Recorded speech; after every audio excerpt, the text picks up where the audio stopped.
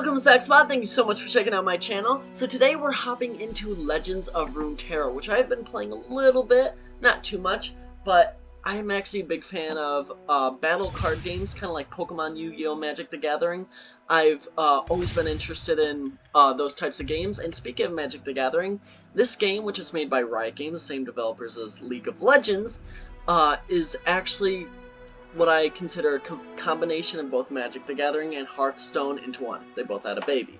Now, both of those are really popular games, so of course this was a very good recipe. Oh, I didn't know I could shake this.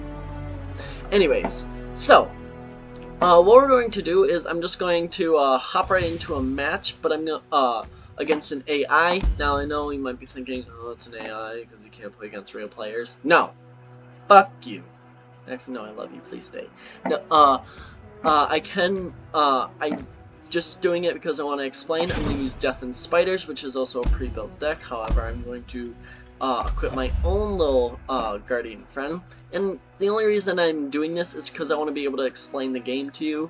And there's a time limit when you're going against a real player for your turn, and I won't be able to explain as well.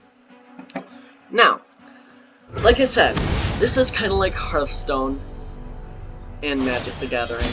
His little love child. So when you hop into a game, there's gonna be a basic layout. You're gonna get your deck, your hand, that kind of thing. So I'm gonna actually keep my starting hand just to show you. On the left hand, I was about to point, but I realized you can't see my finger. On the left hand, where my cursor is, it says your nexus. That's your health. Once that reaches 0 or below, you're dead. Simple as that. And these little guys, they're our guardians. They don't really do anything, but they're cute, so we love them anyways. Now, there's turns in this game and rounds. A turn is what you do on your turn. Self-explanatory.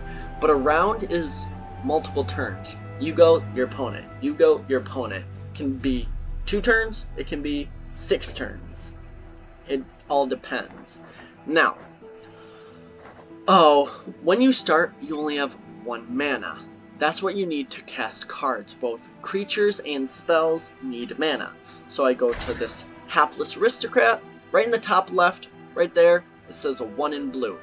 That's its mana cost. I can play it and it goes on my bench. Now, it's not actually in play, but it's on my bench, which means it's ready. If I want to do it in play, whether I'm attacking or blocking, this little green grassy field, that's the battlefield. Whether I want to attack or block, I actually have to drag a move onto there, and in this case, I'm attacking, so I'm going to beat the shit out of him with my entire 1 damage. Now, just like Magic, there's attacking and blocking. However, you can only attack or block on your round. Not your turn, your round. Every other round is your round, and you get this orange sword, which is your attack token. And you actually played a 3/3 card. That means you cannot, I cannot attack unless I have that orange token, so this round I won't be able to attack, just like last round, he wasn't able to attack. Now, I'm going to play another Hapless Aristocrat, and you might be thinking, Zach, why don't you play the spider, Elise? There's a reason, I'll explain that in just a bit. Now I'm going to summon that, again, goes on my little bench. He's going to attack, and I'm going to intentionally kill off one of my creatures. The reason being is his last breath ability. So, when he attacks, even though he has 3 times as much attack as I do, I block all his damage permanently, none goes to me, and he takes my 1 damage. And of course, I spawned my spider. Now, that's just how it goes. Even if you have a creature with 1,000 attack against a creature with 0, it's still going to block all the damage. So, like I keep on saying I'm going to play another spider known as Elise. Now, Elise is a special creature. Elise is a champion, and a champion has a special level up ability. That level up ability, once completed, she levels up or evolves into an even stronger thing, kind of like Pokemon. Now, when she levels up, she also gains another ability, but we'll get onto that more later. So this creature had a one-time ability, Last Breath. When it dies, it spawns Spiderling, which is this creature. That's what happened here. There's also play abilities, for example right here, one-time thing. Once you play that, once I played Arachnoid Sentry, it's going to stun an enemy, which means they will not be able to attack me. One-time thing. However, there are actual, almost like enchantments to the card. For example, Fearsome. Fearsome can only be blocked by enemies with 3 or more power.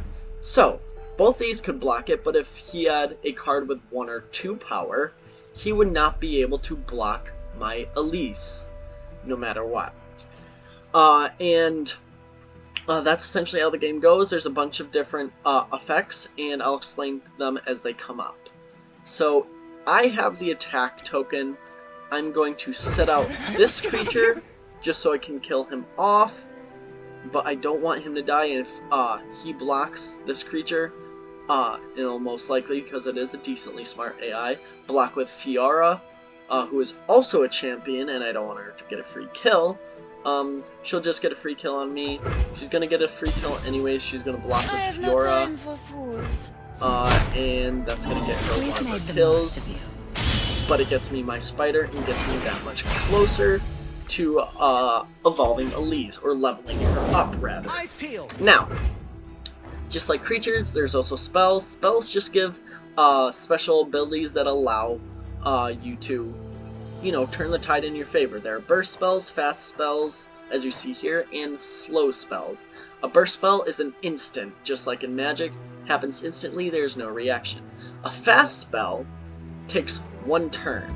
After your turn, it plays. A slow spell takes 2 turns. After you go, your opponent goes, and it's back to you. That's when that spell will activate. So it takes a while, and you have to strategically put out spells in the order that you want them to play. Now, this is a spell, Drain 3 from a unit. I'm actually going to use this Drain 3 from a unit, even though it has a hefty cost, and I'm going to drain 3 health from this unit in order to kill her champion.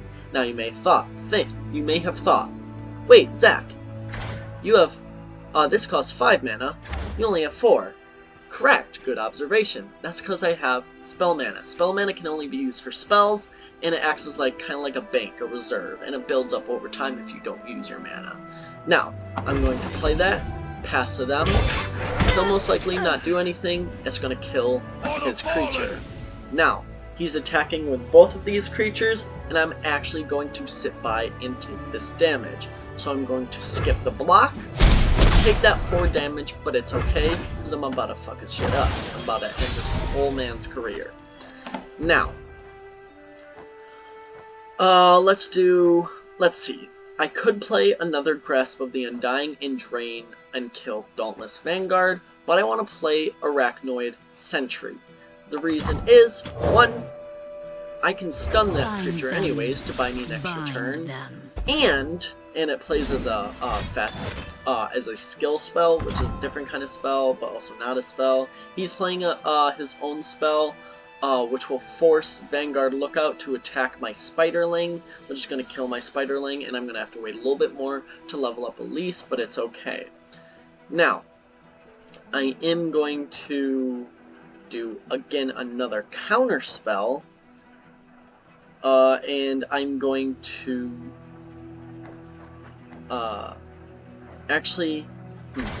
stunning, I'm going to do this burst, give that burst spell to my Arachnoid Sentry, which boosts it to a 6/2. Now, it has temporary Overwhelm. What Overwhelm does is, like I said, normally if a creature has 100 or 1,000 attack and it attacks a creature with 0 attack, it's all blocked.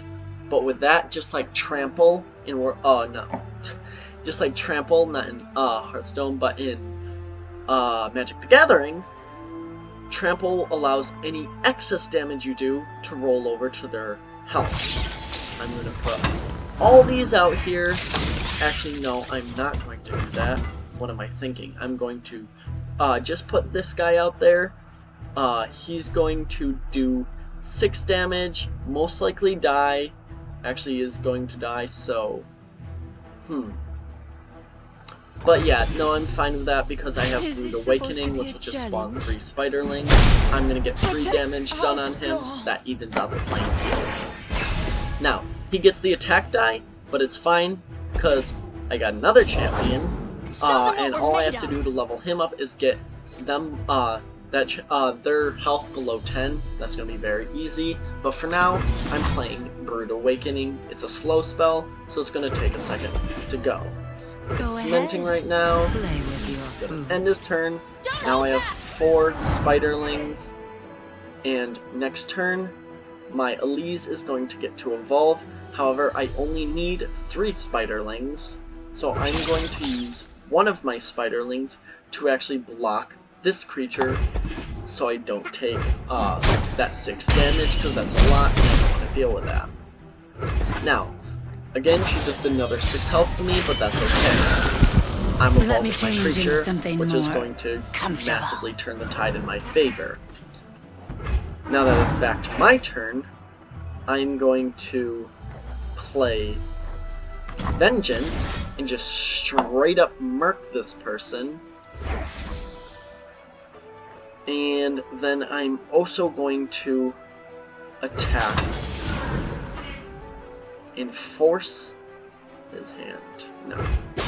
What I just did is normally I don't get to choose who blocks my attack, but because of her special ability, Challenger, and she also gives all other spiders, both Fearsome and Challenger, because of her special ability, I don't get, I get to choose who I attack.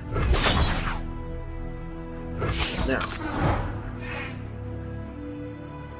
I'm forcing her hand into attacking and whittling down her health, while also simultaneously being able to do 2 damage to her.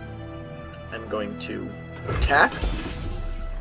Now the reason why I'm wasting these 2 creatures and just dealing damage is I can use Grasp of the Undying and I'm 1 to damage her. Now I could have saved him, but I don't really care. And in case my my Spider Queen Elise dies, I still want a basic spider to be able to take out Dauntless Vanguard. Now it's gonna flip back to my turn. Even though he has the attack token, I'm going to get to go.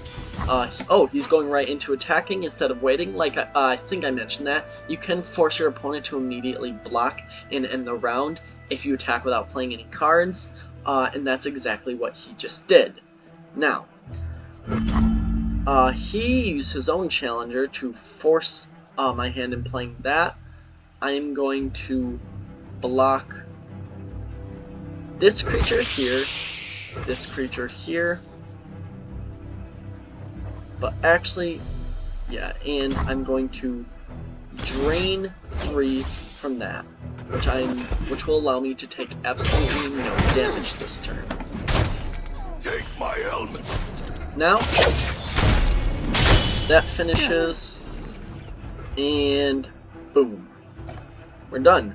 And this has now, even if it looks like we're somewhat even, this has turned in my favor, and I have essentially won the game. Not much to brag about because it is an AI. Anyways, so, crowd favorite, when I'm summoning, grant me +1/+1 for every other ally you have. Not really worth it right now because I don't have many other allies, but I'm going to play it down anyways, sheerly because I want something else on the field so I can have more than him. I end the round, my mana goes back up.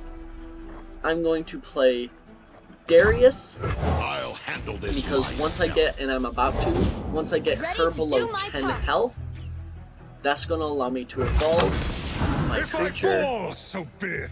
Noxus will Let me pull her back because I don't actually want Spider Queen Elise to die because she powers up my other spider creatures.